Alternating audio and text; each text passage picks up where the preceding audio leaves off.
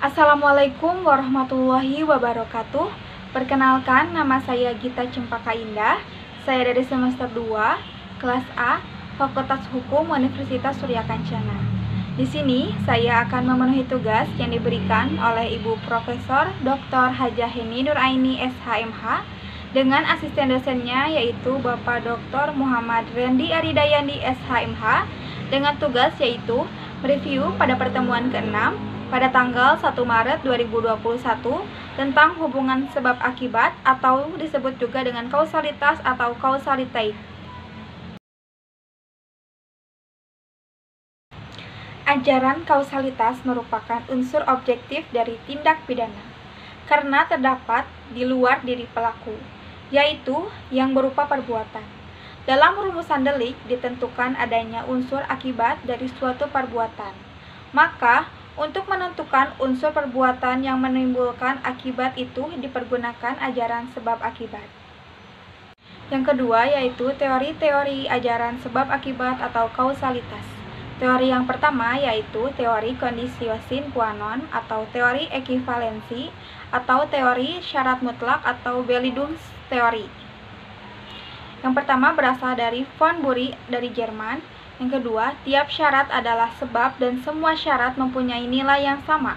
Karena apabila suatu syarat tidak ada, maka akibatnya akan lain.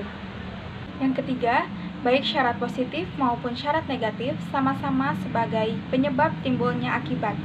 Sehingga jika salah satu syarat tidak terpenuhi, maka akibat konkretnya lain pula. Yang keempat, kebaikan teori ini adalah mudah diterapkan, tetapi menimbulkan masalah karena terlalu luas lingkup berlakunya pertanggungjawaban pidana. Yang kelima, kesulitan teori ini adalah terlalu membentang ke belakang sehingga tanpa batas.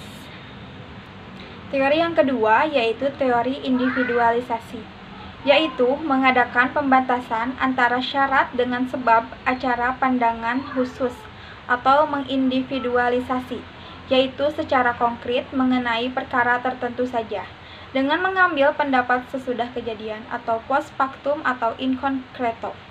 Dalam menentukan akibat dari sebab dilihat dari rangkaian syarat itu dilihat sendiri-sendiri.